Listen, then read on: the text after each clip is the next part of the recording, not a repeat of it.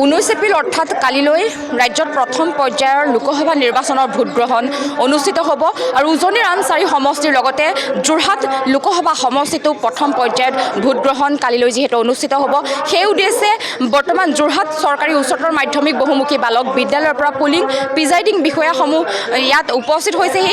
মোৰ সতীৰ্থই দেখুৱাইছে এয়া তিয়ক বিধানসভা সমষ্টি আৰু যোৰহাট বিধানসভা সমষ্টিৰ ভোটগ্ৰহণ কেন্দ্ৰসমূহলৈ যাব লগা পুলিং প্ৰিজাইডিং বিষয়াসমূহ তেওঁলোক এতিয়া ইয়াত উপস্থিত হৈছেহি আৰু কিছু সময়ৰ পাছতে ইয়াৰ পৰা নিৰ্বাচনী সামগ্ৰীসমূহ লৈ তেওঁলোক ৰাওনা হ'ব। এইবাৰ যোৰহাট বিধানসভা সমষ্টিত 176টা ভোট কেন্দ্ৰ থকাৰ বিপৰীতে তিয়ক বিধানসভা সমষ্টিত 242টা ভোট কেন্দ্ৰ আছে আৰু যোৰহাট চৰকাৰী উচ্চতৰ মাধ্যমিক বহুমুখী বালক বিদ্যালয়ৰ পৰাই কিছু সময়ৰ পাছতে আচলতে পুলিং প্ৰিজাইডিং বিষয়াসকল তেওঁলোক নিজ নিজ কেন্দ্ৰসমূহলৈ ৰাওনা হ'ব। জিলাৰ নিৰ্বাচনী বিষয়া তথা জিলা আয়ুক্তগৰাকী উপস্থিত আছে। মই তেওঁৰ পৰা কিছু মন্তব্য ল'বলৈ চেষ্টা কৰিম। যিহেতু উজনিৰ আন 4 সমষ্টিৰ লগতে যোৰহাট সংসদীয় সমষ্টিটো 19 এপ্ৰিলত প্ৰথম পৰ্যায়ৰ ভোটগ্ৰহণ অনুষ্ঠিত হ'ব আৰু বৰ্তমান সকলো ব্যস্ত হৈ পৰিছে।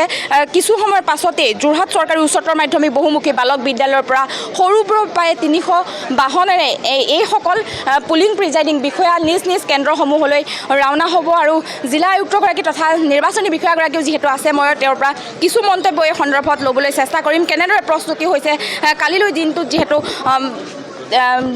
যোৰহাটতো অনুষ্ঠিত হ'ব ভোটগ্ৰহণ কেনেদৰে আচলতে প্ৰস্তুতি সেয়া মই জিলা নিৰ্বাচনী বিষয়াগৰাকীৰ পৰা জানিবলৈ চেষ্টা কৰিম। কাইলৈ উজনিৰ আন 4 সমষ্টিৰ লগতে যোৰহাটতো যিহেতু নিৰ্বাচনৰ ভোটগ্ৰহণ অনুষ্ঠিত হ'ব কেনেদৰে আমি যোৰহাট জিলা প্ৰশাসনে আমাৰ যোৰহাট জিলা নিৰ্বাচনী বিষয়াত 2টা আমাৰ সমষ্টি আছে তিয়ক আৰু যোৰহাট। ইতিমধ্যে আমি প্ৰস্তুতি সমাপন কৰিছোঁ। আপোনালোকে দেখিছে আজি আমি মেটেৰিয়েল ডিষ্ট্ৰিবিউশ্যন কৰিছোঁ। প্ৰিজাইডিং অফিচাৰসকল আহিছে। আজি আমি তেখেতসকলক পলিং ষ্টেচনলৈ ৰাওনা কৰাম আৰু আমাৰ পলিং ষ্টেচনখন ঠিক ঠাক হৈ আছে।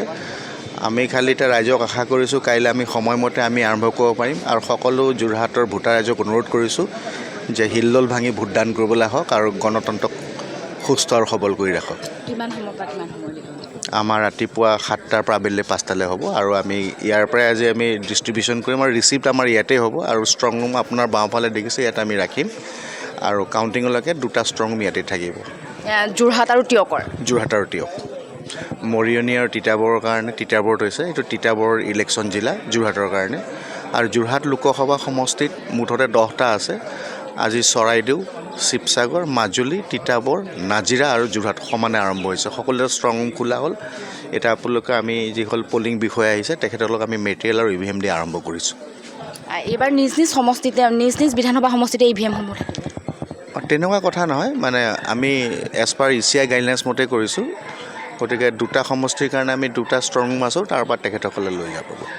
আৰু স্পৰ্শকাতৰ ভোট কেন্দ্ৰ এইবাৰ যোৰহাটত আছে আমাৰ নাই ক্ৰিটিকেল 3টা আছে দিছৈনগৰৰ ফালে। যোৱাবাৰ ইলেকশ্যনত সৰুকৈ কাজিয়া লাগিছিলে হ'লেও আমি তাতে মাইক্ৰ' বজাৰবাৰ দিছোঁ 3টা আৰু আমাৰ CFF ফ'ৰ্চ আছে। আমি চাফিচিয়েণ্ট এইবাৰ আমি ফ'ৰ্চ পাইছোঁ আৰু আমাৰ প্ৰায় 2খন জিলাতে মানে তিতাবৰ নিৰ্বাচনী জিলা আৰু যোৰহাট তিৰভাবিলাক জিলাত আমাৰ প্ৰায় 100জনকৈ ছেক্টৰ মেজিষ্ট্ৰেট আছে, 100জনকৈ পুলিচ অফিচাৰ আছে, প্ৰায় 20জনকৈ জ'নেল মেজিষ্ট্ৰেট আছে, 4জনকৈ কনষ্টিটিউটিভ মেজিষ্ট্ৰেট আছে। চবৰ লগত আমি পুলিচ ফ'ৰ্চ দিছোঁ। এৰিয়া ডমিনেশ্যন ইতিমধ্যে আমি আৰম্ভ কৰিছোঁ।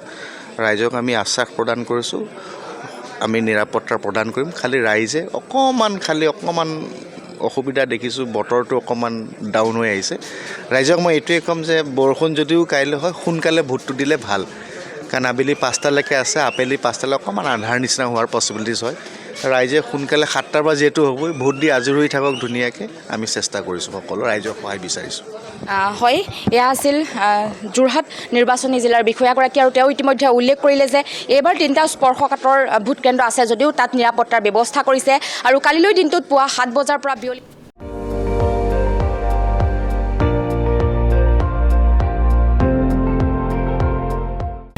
আপুনি চাই আছে ND24 সৰ্বশ্ৰেষ্ঠ নহয় সৰ্বোত্তমৰ দৌৰত।